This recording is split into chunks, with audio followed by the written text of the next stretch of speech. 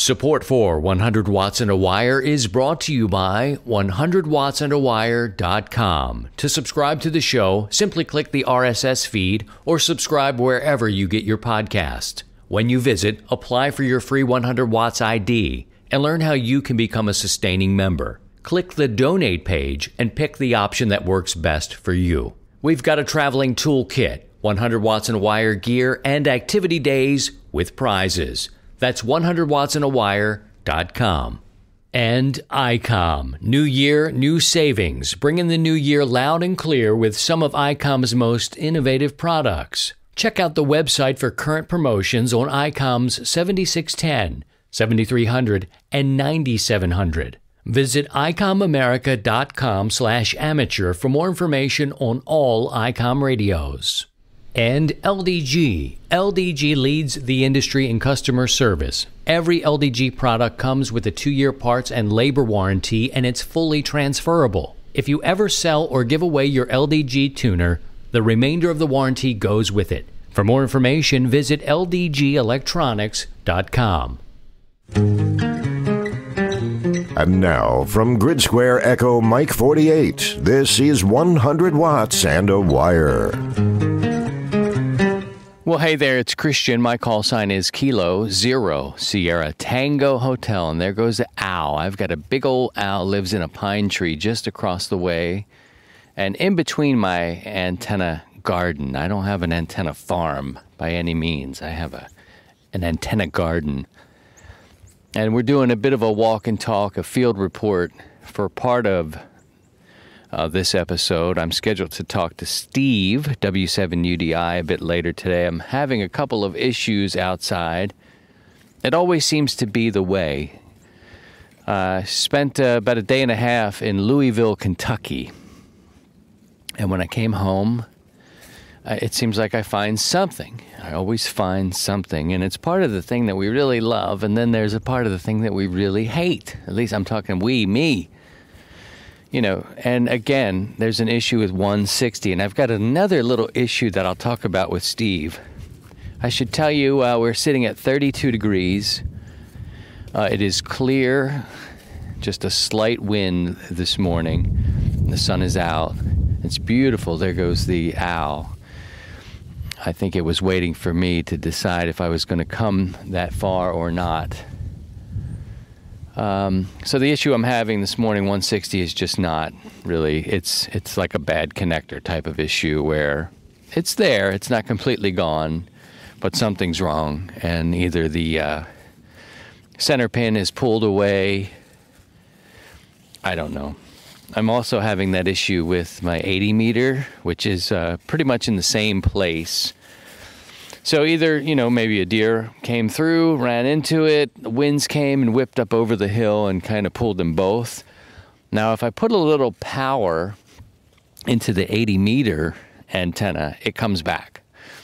It doesn't completely go away, but I put a little power into it, you know, like I would say be tuning.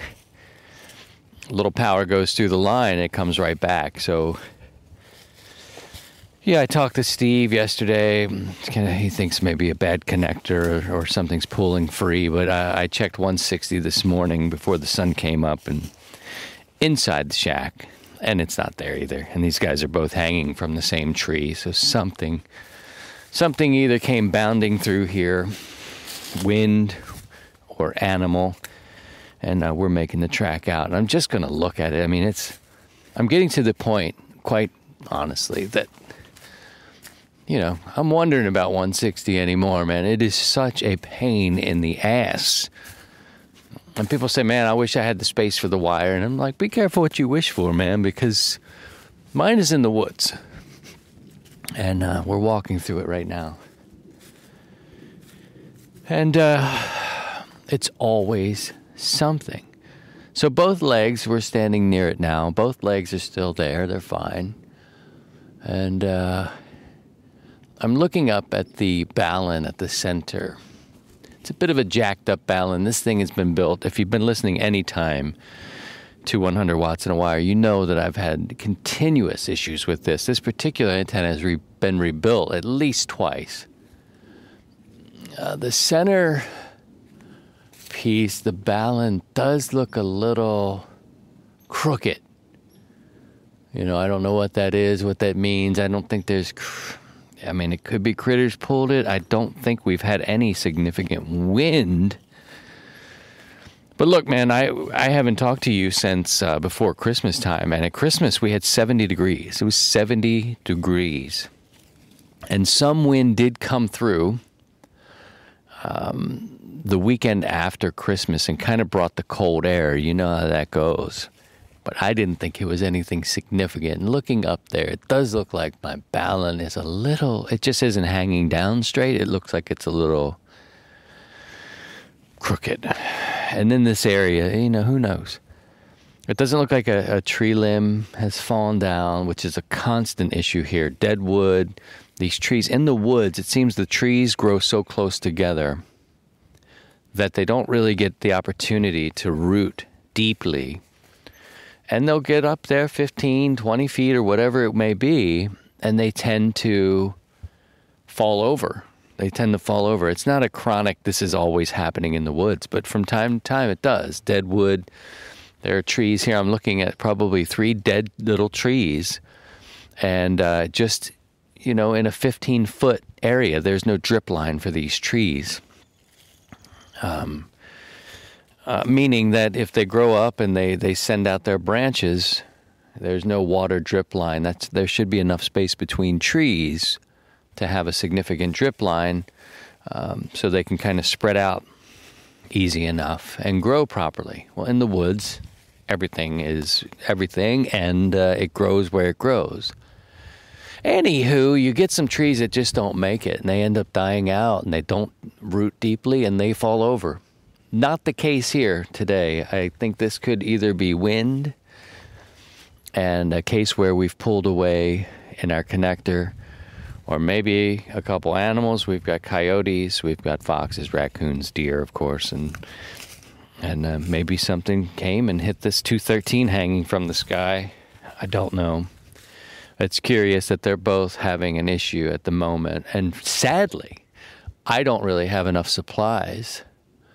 I need to get myself some connectors.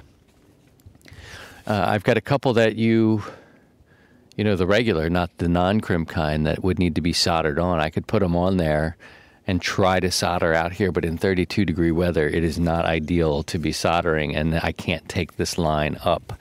Part of it's buried. It's a long run from my switcher, you know, and it's just not possible to take this in and do it. I'd have to just take it down, cut off the connector, apply a new one, and hope for the best. Tape it back up and see what we could do. And I'm not sure the solder would work out here in this temperature. Slight wind and 32 degrees.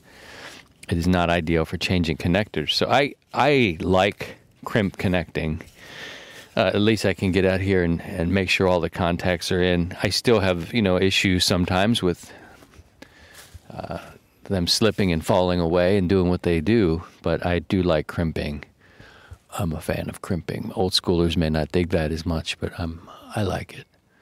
Well, I think all I can do now, friends, is I can say Happy New Year. 2020 is going to be a great year. We'll do some different things, including some more conversations with folks, try to learn a little bit more. We'll spread our wings a bit, get some more voices in. So I plan on doing that as well. A lot of questions come in.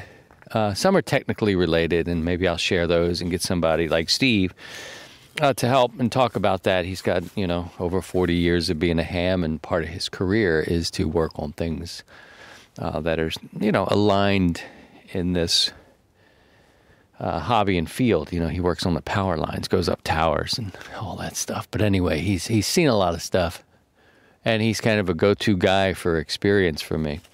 Anyway, we'll talk to him more. We'll talk more about some MCOM things and those things that are sort of on the periphery of our hobby. You know, I'm starting to my kids are getting a little bit bigger, and thinking about more of camping. You know, I'm also into survival and knives and firearms, and all these things are, you know, you're not just one thing. This really is the intersection of life and amateur radio. So the hobbies and the things and the interests that we have go beyond the radio sometimes. That isn't to say that I'm going to change it. These things kind of align with other things. Amateur radio does align with many other aspects of our lives, and so that's what 100 Watts and a Wire is about. All right, so I've brought you to the woods on a very cold day. I think I could try to change this out while I'm out here just to see if the solder would take. Just bring it down and take a look at it. It's worthless to me up there right now, so I might as well just bring it down and take a look at it. And I should be able to tell what's going on with the connector. And I can make an attempt to put a new one on there and solder it. We'll probably take that and then kind of catch you up on the progress of it. The 80-meter one may have slipped just slightly. The connector may have slipped just slightly because when I put a little bit of power through it, it comes back and it'll hold. It happened last night. And put a little power in it, and it cleared itself right back. It came and it's held, and here it is this morning, and it was doing fine. I click over to 160 and try the same old trick with that. Put a little power through. Nope. So this one has either really slipped. But the good news is the antenna's still up. The ends are still fine. We'll just bring it down, and we'll see what we can do. The hard part for me is pulling that rope up there, man. 50 feet in this cold weather. It's kind of, or 55. It's cold. All right. Much different from Christmas week, for sure. 70 degrees on Christmas. It's hard to feel like Christmas when it's 70 degrees. You know what I mean? All right, friends. We'll wrap up this first segment here, and we'll come back. We're going to be talking to Steve, some other things, hit some other topics. And, we can get into, working on things in the cold or not working on things. We'll come back and talk more next. Whether you say 7.3 or 73, even 73s, we're still 100 Watts and a Wire. Bring in the new year with some of ICOM's most innovative products. The 7610. This is a direct sampling transceiver that will change the world's definition of SDR, software defined radio. It has the ability to pick out the faintest signals, even in the presence of stronger adjacent signals. Now, with the IC7300, ICOM is changing the way entry-level HF is designed. This high-performance, innovative HF transceiver has a compact design and will far exceed your expectations. And the IC9700, it was built with VHF, UHF, weak signal operators in mind. With faster processors, higher input gain, higher display resolution, and a cleaner signal. Visit icomamerica.com/amateur for more information on all ICOM radios. Yeehaw! Hey, what you crying for, boy? It's a good show. This is a damn good show.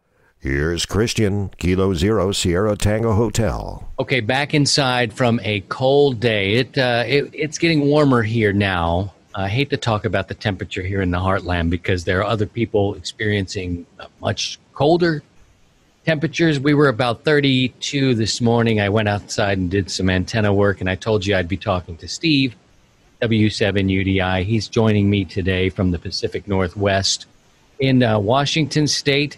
Steve is a friend of mine. He is a mentor. We call them Elmers. If you're new to amateur radio and just finding this podcast, you may interchange the word Elmer and mentor. You'll hear Elmer a lot. I don't know where that comes from. Steve, how you doing this morning? I'm doing good. Good morning to you and everyone. Do you know where Elmer comes from? I mean, this is you've got 40 plus years in the game, and it's one of those things that just stuck, right? Yeah, I to be honest, I don't know where it came from. I'd have to look it up and find out. It's one of those traditions that came along, and when I got started, they always talked about Elmers, and it just kind of stuck. The funny thing is, every time I hear Elmer, that was the name of my dad, and so I look around for my father. But no, it's a tradition that's been in the hobby ever since I've been in it. That's something new I didn't know about, and I claim you as an Elmer, and you know we have a little network of people that we talk to. Did you have an Elmer when you got in the game? Unfortunately, no, I didn't. I just kind of found my way through the hobby, and I would talk to various people. And so when I got into the hobby in the mid 60s, no, it was mid 70s, and I was a teenager. And back then it was kind of like, oh, okay, kid, kind of be quiet and just listen. So it was a little tough, but I was persistent and just kind of found my way through, went through stuff in the library. We didn't have the internet back then, and so I'd have to look things up, ask people, and eventually I came to find a group of people that was willing to teach and become Elmers, and but I didn't have one guy that I could always go to. I had a group of people that I would find to be Elmer me along, but it took a couple of years to kind of get that, because back in the day, in my day, it was the guys were a little hesitant with teenagers. You kids, da da da da da, and all that other happy fun stuff.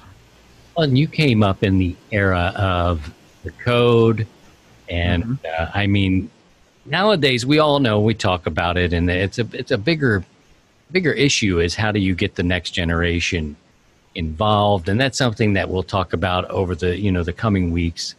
Everybody's trying to figure it out. How do we get the next generation in? Well, back when you were getting in, they had a different criteria to get your license and how long you could be a novice and these sorts of things. And it's changed over the years. And now people who are on the air, when I got in, I mean, you're only talking 2012. But when I got to HF, I was really leaning. My whole profession had nothing to do with being an electronics engineer or electrical engineer or any engineer of any sort of thing. Broadcast engineer, none of that. I was on this side of the microphone and got curious and just loved radio. And I felt like I was leaning on a couple of people too much. And nobody ever said to me, Christian, stop calling, stop emailing me. Nobody did that. And now that I've been in it for a little while, I think that, I probably wouldn't have heard that. But you became, whether it's good or bad, it's been good for me. You became sort of a transitional Elmer to me when I thought that I was leaning on the locals a little too much because I didn't know anything back then. And now you and I talk all the time, probably several times a week, and it's usually me stuck with some kind of issue, and it happened just last night. Yeah, it was the same problem I had last March, and I think it is. You'll text me and say, "Hey, I got this issue. What do you think?" And I'll go through it, and I kind of think it's this, this, and this. And when you started describing it, it's like, wow, it sounds like exactly what I went through last March. And you and I were going over, and I sent you pictures, and so I'm kind of curious to hear what the outcome is. Well, I love to tell you, I believe you were right. And you even showed me the photographs of your connectors. And I was having this issue on 80 meters where it's there. You can see the signal, it's there, but it's almost like when you change your bands and you can still hear another a band on that one, but there's no real signal. So I was getting that sort of phenomenon on 80 meters. And I put a little bit of juice in it, just a little bit. I dropped it in RTTY or whatever, or AM, whatever you're doing that you like maybe tune up. Just a little bit of power, just enough, and it would clear it up. And I've had this happen to me before. And I guess it gets a little frustrating, and it will hold for a while. And then the next thing you know, you turn your rig back on, and it's doing the same thing. And so I send Steve a text. I'm like, what's that phenomena? When it does this thing? And sure enough, I went out there. It was cold. I can tell you, Steve, my hands don't like doing this stuff in the cold anymore. The ropes, the fine stuff. And, sure, you wear gloves, but I kind of need to get the gloves off and feel what I'm doing sometimes. I took it down, brought it down, and I thought to myself, it's doing me no good up there. You might as well bring it down. Took a look, and it looked like it did slip. It did slip a little bit. And coincidentally, the 160, which is in the same tree, that had an issue, same kind of issue. And I thought he was right. It was at the antenna, not the switcher side. and they both had that issue. So either the wind had either galloped this coax, pushed it, maybe an animal, I don't know, pulled it, stepped on it, I don't know. But sure enough, I tightened things up, pulled it down, and it wasn't much either. I mean, it really wasn't much, you know. Talk about that a little bit when you pull out the connector and you see that it slipped a little bit away from that center pin there.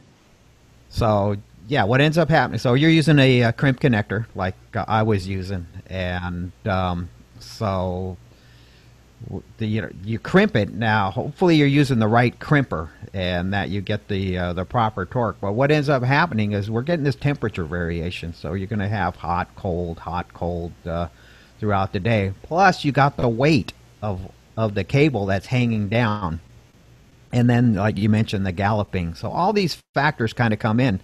Well, what's ended up happening in my case, and probably in yours, was that the center conductor started to slip back, and as the copper was cooling off, it's contracting. It's just kind of shrinking, and in the heat, it would expand, and so you got this expansion contraction. And I think what's happening is that it just started to pull it back. Well, when you hit it with power, when you're going to tune up your radio and put it in CW, there it was. You now had a bad connection, and so when you have a high resistance or a bad connection, you're going to create heat, and then all of a sudden now that copper will expand a little bit, and boom, now you got that connection and everything's working. It's like, oh, the antenna's good. And as long as you're just chit-chatting on the radio, you're maintaining that connection. And so in my case, and also probably in your case, after a while, it just kind of just slips out, and that's it.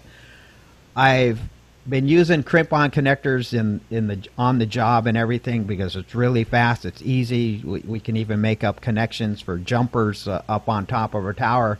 But then it's like, well, wait a minute, I don't have a lot of, and it works fine. In the land mobile world, it's been working fine. But we don't have all that strain on that connector like we do when you put up, say, a dipole or off-center fed dipole or whatever, where we just have that cable hanging down 50, 60 feet from the connector. All that strain is right there on that crimp. Well, I've kind of went back and reevaluated my situation, and I'm now getting connectors, which you can get, that you solder the center conductor. You still crimp the shield and everything, but the center conductor is soldered. And there's places, DX Engineering is one place you can get these connectors. And I'm going to transition over to those for my outside antennas. Have I done it yet? No, because right now everything's working, and it's like, don't screw with success. And so maybe that's something to think about. They're a little more expensive, but I'm kind of thinking for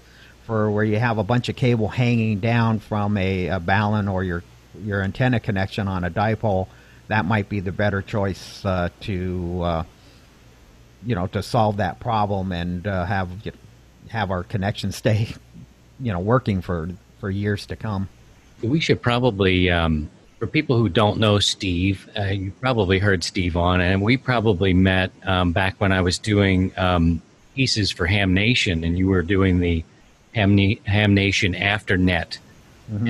I guess that's probably where we met. That makes a lot of sense. And then when was that right? Yeah, we met at Dayton, one of the Wednesday night shows, and we just became friends ever since then in 15. Right, that's right. Now I forget. See, I forget. We did. That's right, because Wednesday night Ham Nation will go in and do the show live from the plaza. That's and you were helping Dr. Bob set up the audio, and that's how we met. Now I got it.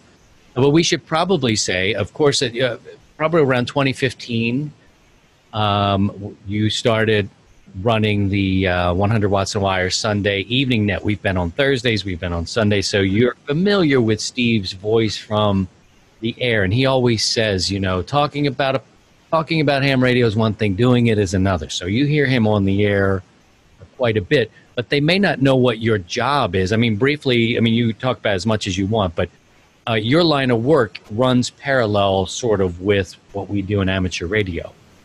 Yep. In fact, I got interested in radio when I was, I don't know, 11, 12 years old, and thought it was cool. And because I started kind of getting the urge, I want to take, go through electronics. And it was just a natural fit.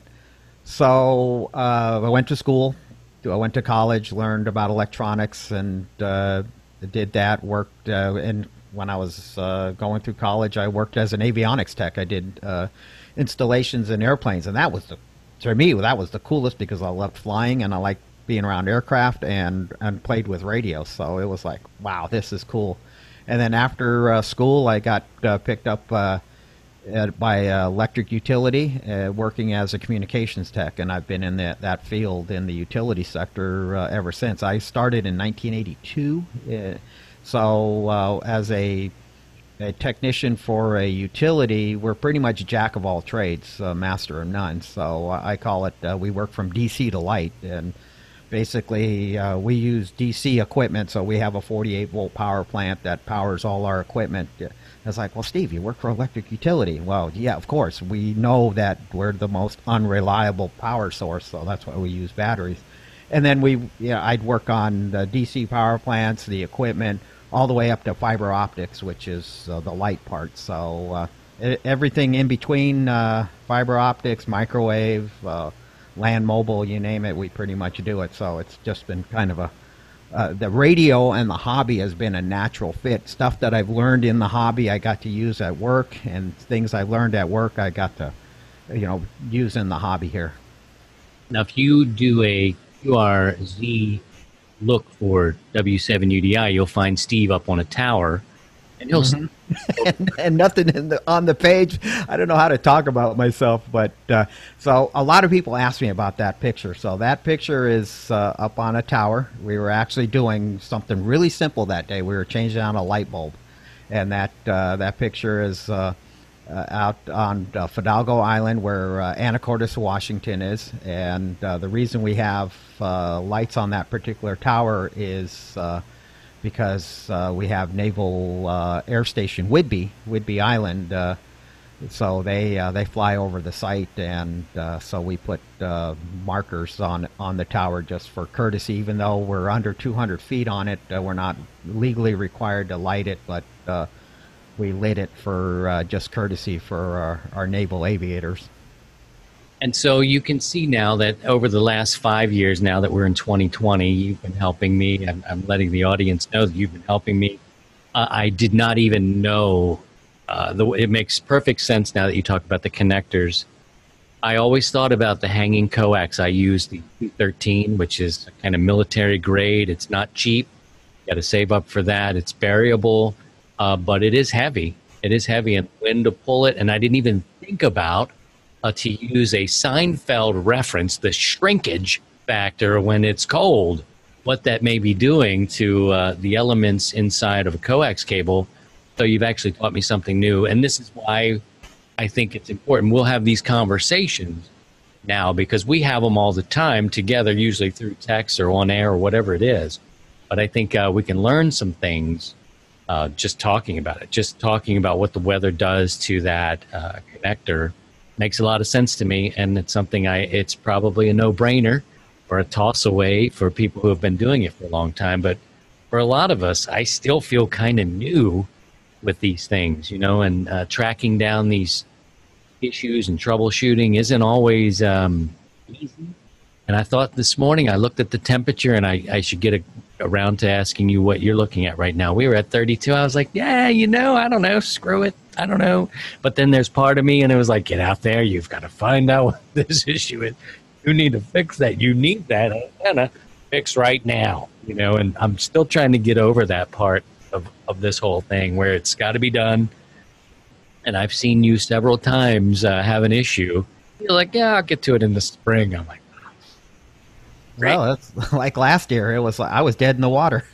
So you remember those pictures? We had a couple feet of snow, and I took out my table and brought down the double bazooka, and off we went, and stuck the end of the pigtail into the glove. And I kind of remember you made a comment about that. It was like just keeping the connector dry. So it was just I had my gloves on, and I was like, well, I need my hands, and it was butt cold that day, but I didn't want to get any moisture or any onto the connector, so I just ended up sticking them inside of in a glove and went from that way. Our temperature right now, sorry about the pop, is 31 degrees, so we're about the same right now.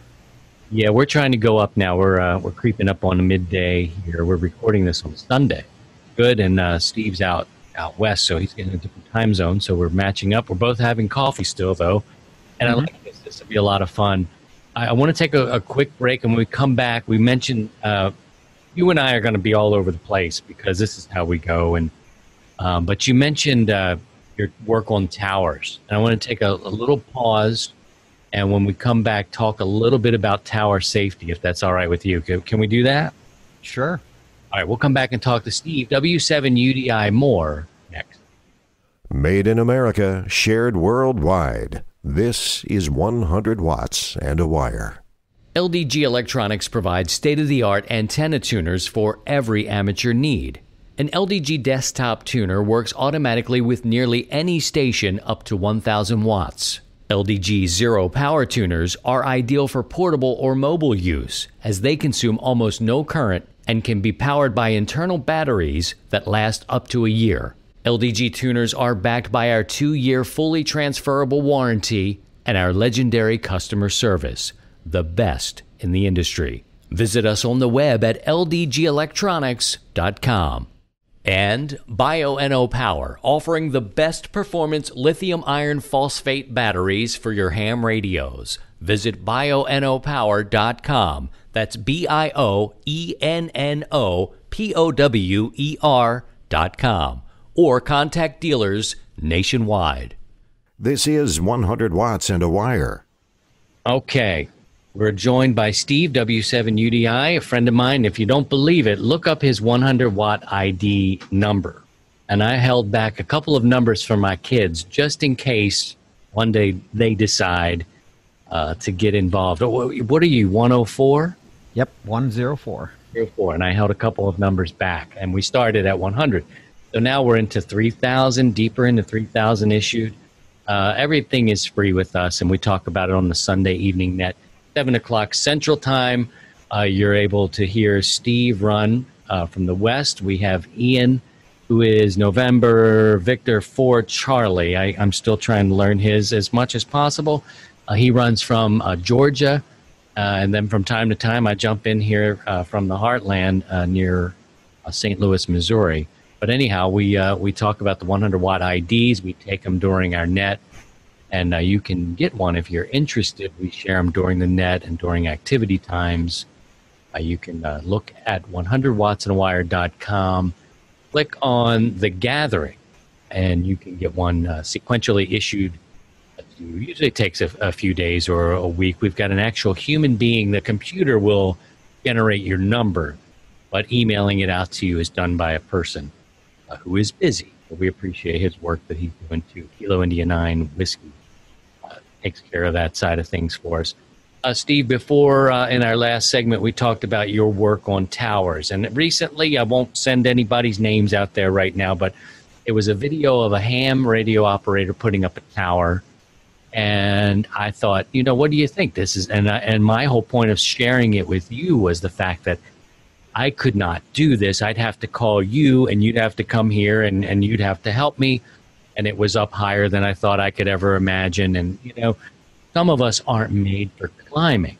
And I thought, what do you think? And I shared it with you. And you remember the video I'm talking about? Yeah, the guy on a Rome 25, if I remember right. Yeah, he was up at about 60 feet or so, and he had help. He got some people to help him out. But you were a little concerned about what? If I remember right, I think he was just wearing a body belt, what we refer to as a lineman belt, and now that is foreboding. It's I had a lineman belt. In fact, I started.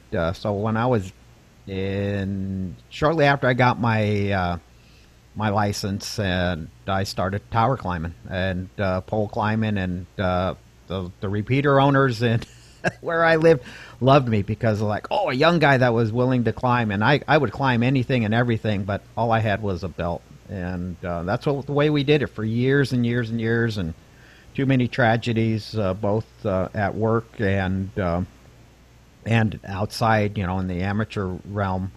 We just people were falling off towers, and so things have changed. A lot of things have changed, and now I wear a full body harness. In fact, you can see in that picture on top of Mount Erie there, on the QRZ picture. And what I need to do is probably get some more pictures of the full harness. And things have changed for the better. It's made what I take up on the tower made me a little heavier. I have to carry more, but in the end, it's much safer. So when I see videos, I get really critical with it, and I'll see simple little things that most people will avoid, and it's like, no, that's not cool. But so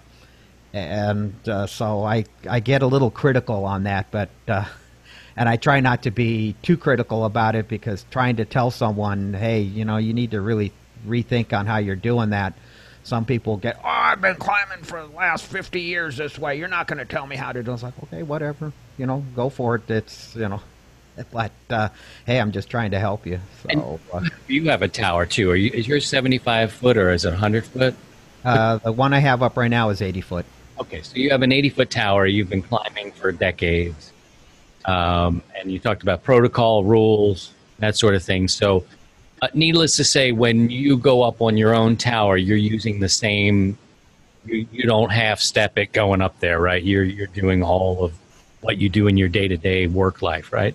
Yeah. So the one thing we don't have on our ham towers is whether it's a 25, 45, or whatever, is we don't have a climbing ladder with a with the cable. So we have on most commercial towers, we'll have a climbing ladder, and then there's a cable right in the middle of it, and then we have a cable brake that we attach to it. It's on our chest D-ring. So as we climb, if we slip, it grabs you and it won't let you fall. So the protocol is when you climb a tower without the safety grab, there's a number of ways, and the slow process, and we call it clippity clop, and so we have our fall arrest, and we just kind of clip into the tower, and you go a couple of steps, and then you take your second one and you clip into it, disconnect the first one, and it's a slow process. Is it easier to free climb? Yeah. Is it safer? No, because you're relying on your hand strength and everything. So when I work on my own personal tower, I climb the way I trained, and the way I work at work. And if it takes a little longer to get to the top, well, so be it. It takes a little bit longer to get to the top. And usually it's like, oh yeah, that should take about an hour to do all that. Now, multiply it by 3, and that's usually what the time frame you'll need to do whatever you need to do.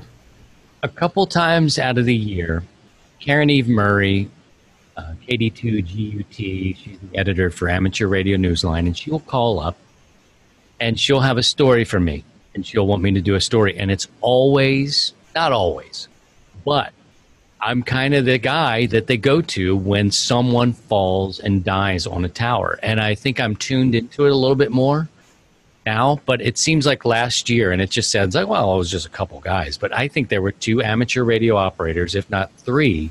I think there was 3. Yeah, and I think one was in Missouri, so I know that's why I got the call for that one out here.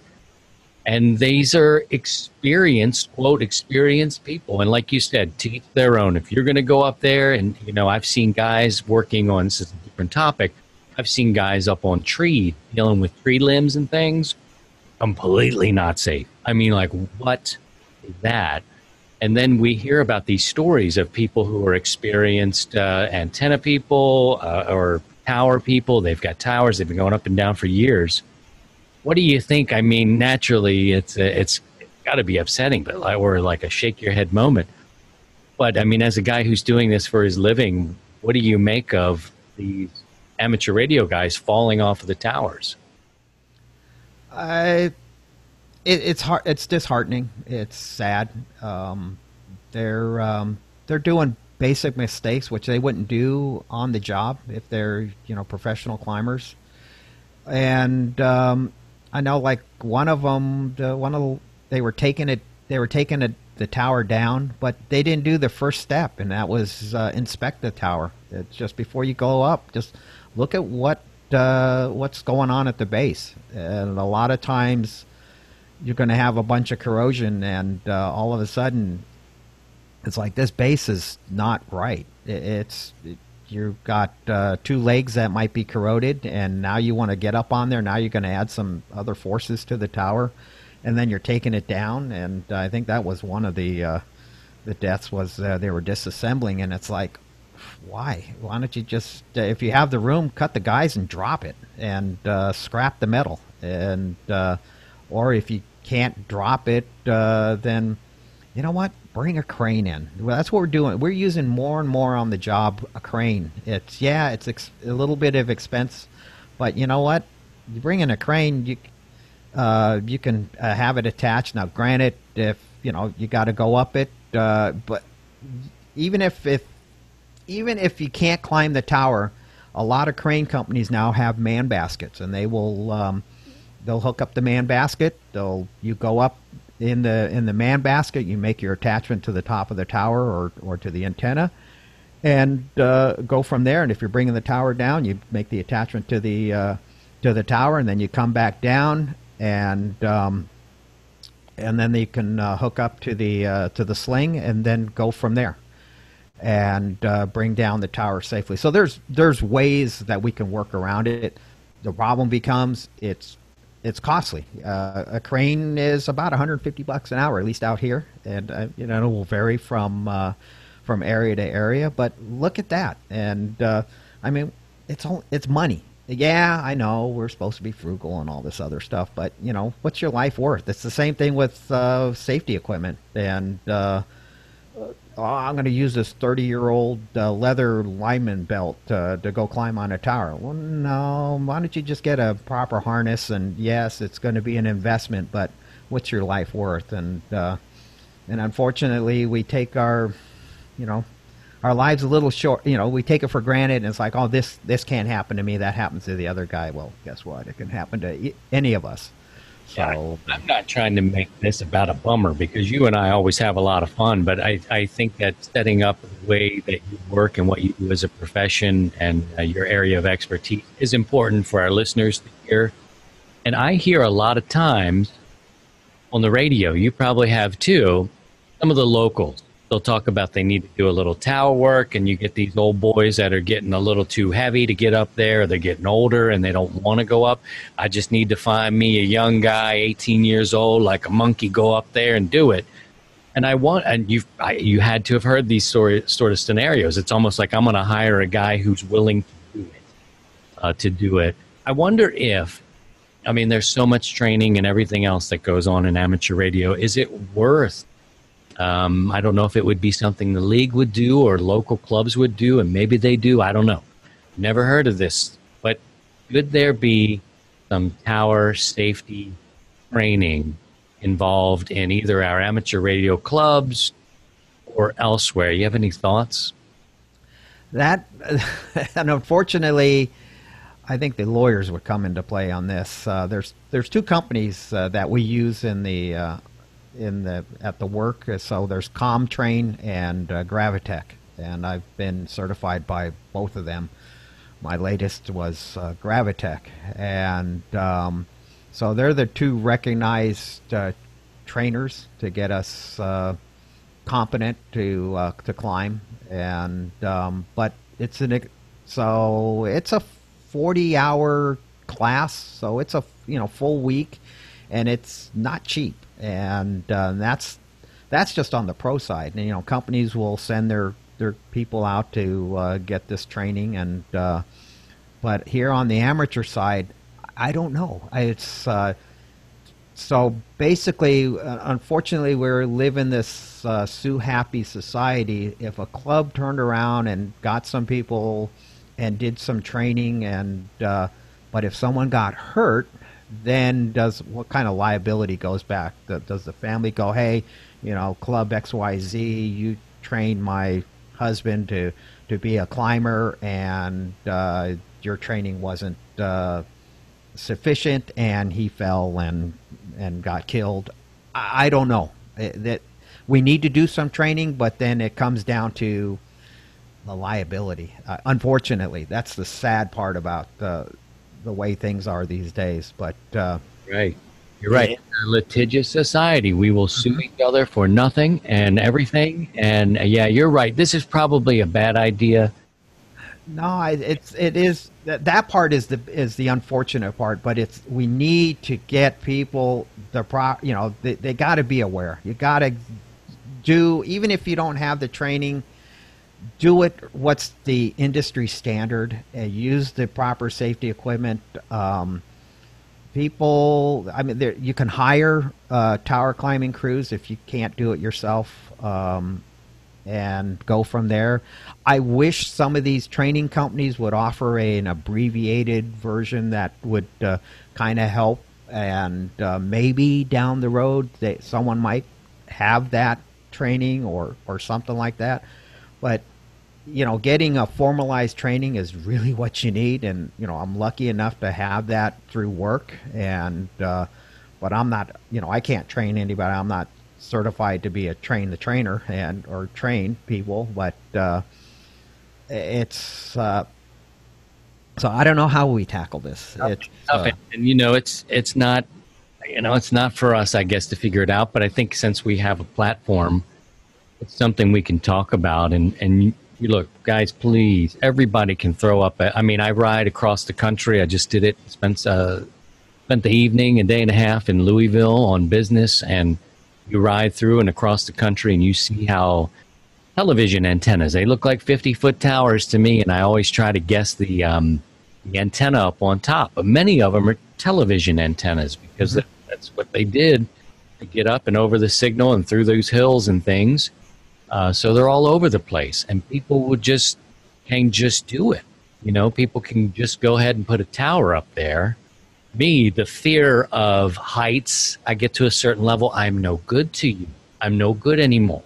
I need to go down. It's not, and you've probably been around people think they can do your job, Steve. You get them up there 30 feet, they're shaking. That's the guy. That's the worst part. I've had a few people, oh yeah, I can climb. It's like, okay, you sure? And it's like, you've never climbed before? No, but I can do it. I can handle it. And this was years ago, and so they throw a body belt on, and up we go, and we get up 40, 50, 60 feet, and all of a sudden they freeze, and they're locked, and they're panicked, and you're like, oh, jeez. And so then I spend the next 45 minutes getting them down, where I have to just kind of get around them, get below them, and it's like, okay, we're going to do this one step at a time and come down. And it's no fun. It's no fun for the person that went up thinking they could do it, and it's definitely no fun for me.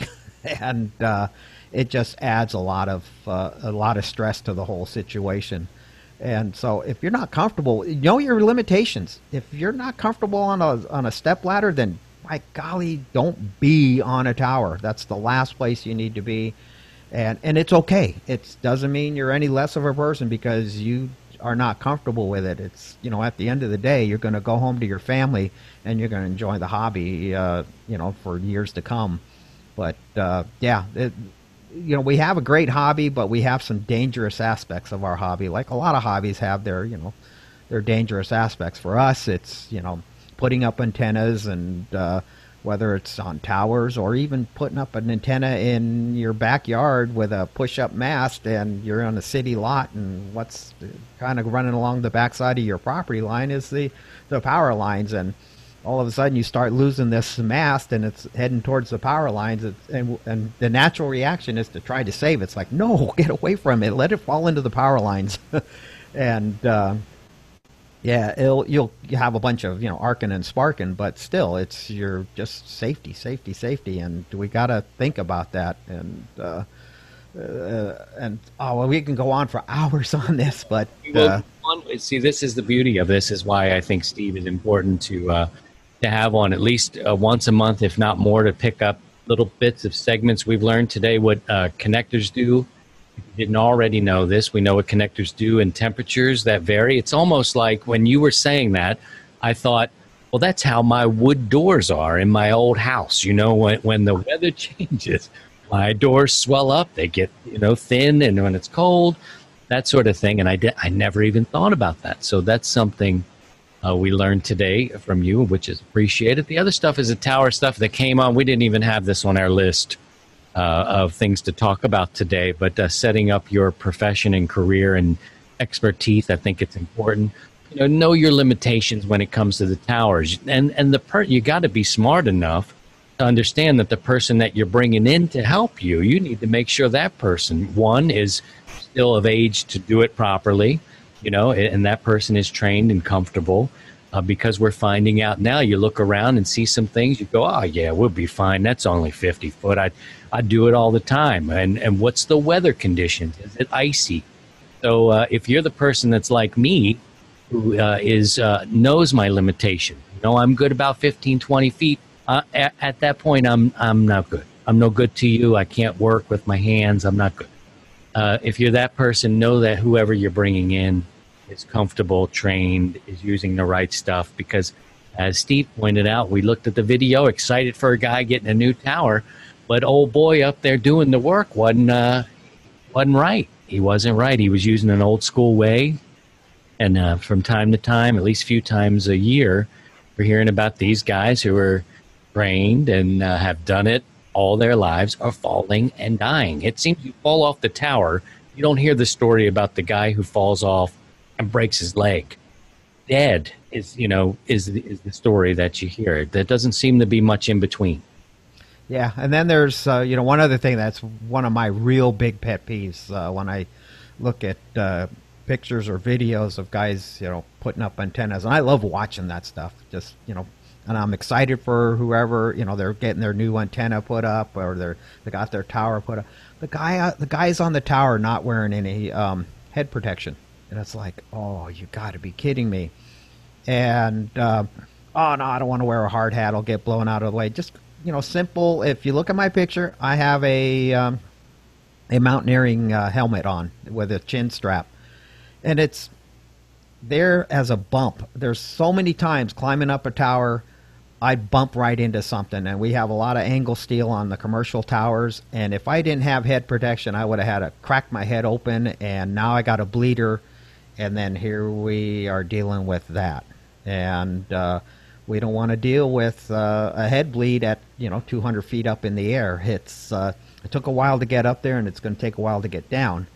But and as things are getting hoisted up, we bump our heads onto things on a tower. Or as you're climbing up, you're not looking up. You're just kind of paying attention where your hand placement is, and boom, you run into something. And that's one of the first things I look at is not wearing head protection. And so if you do climb, first get a hard hat, at least get some head protection, because if you knock yourself out on the top of the tower, 911 in most cases is not equipped to do a tower rescues. And that, in fact, part of our tower certification is we got to do our own rescue. So the guys on the tower have to, get the guy down, because your local fire department is not equipped to do high-angle rescues. Yes, the bigger cities, the bigger departments are equipped to doing that, but towers is not a place where their expertise is, and it's they look at us as the climbing professionals to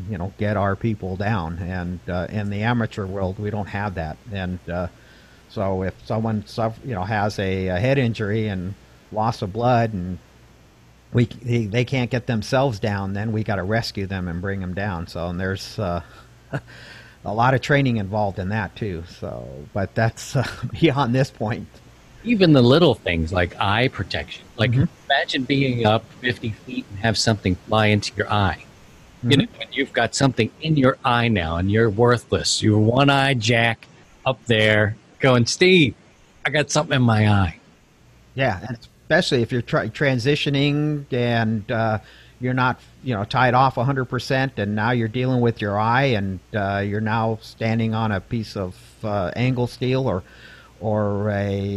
the cross brace on a Roan 25. You're in a compromised position, and you're trying to deal with your eye, and next thing you know, you're slipping. And so yeah, eye protection, hand protection, and head protection. You got to have those PPEs on you all the time. And but these things we don't think about. Oh yeah, I'm just going to go up there. It's only going to be a 5-minute job.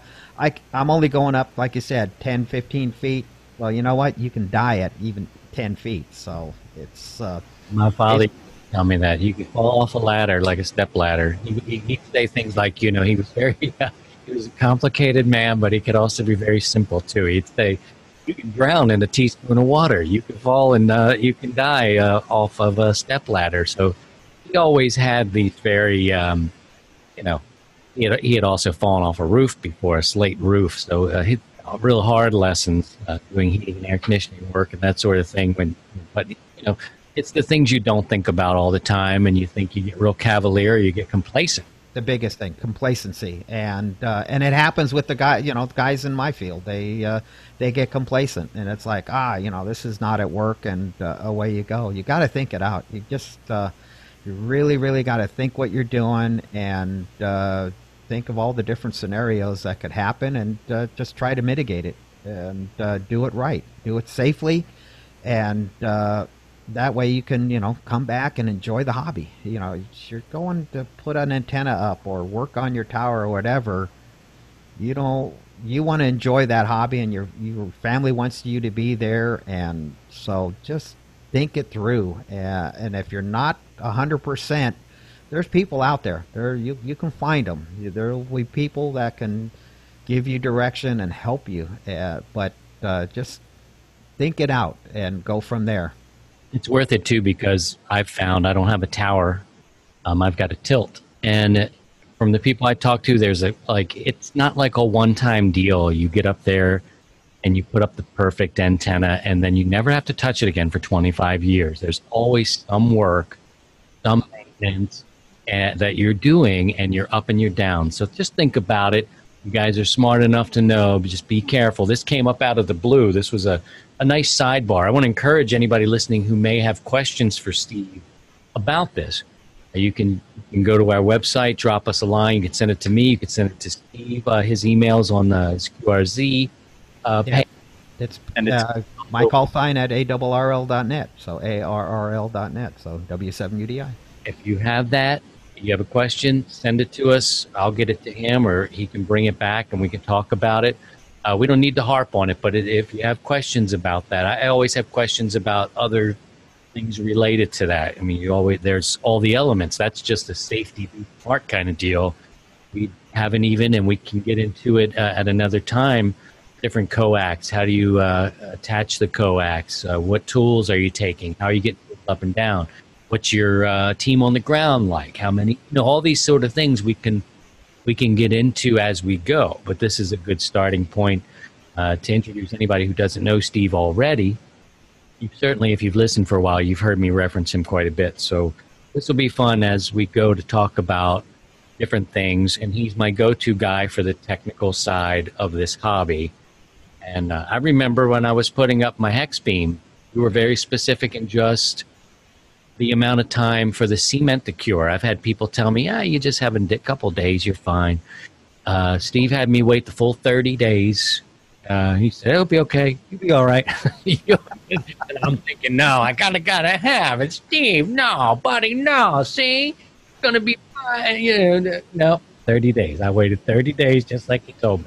Yep, it was like when I did my tower. It was bored the base and got everything ready to go. And then it was like, okay, can't do anything for 30 days, and just walked away from it and let that concrete cure. It's 30 days. Yep, we get impatient and stuff like that, but just wait the 30 days and you're good to go. He said it'll go fast. It'll go fast. And it did. It did. It happened. It just went. Everything's moving too fast now. Life is moving way too fast. Steve, thanks for coming in, and we'll do this again because we didn't even touch the topics that we had written down. There was just kind of like a scribble. Hey, we'll talk about this. We did talk about antenna connectors.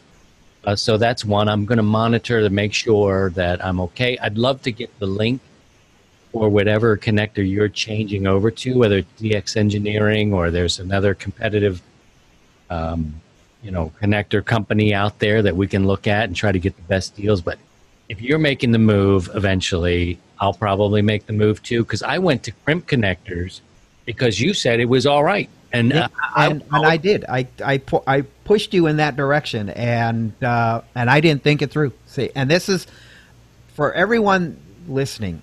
Yeah, I've been a ham for 40 years. I've been more than 40 years, and I've been in the profession.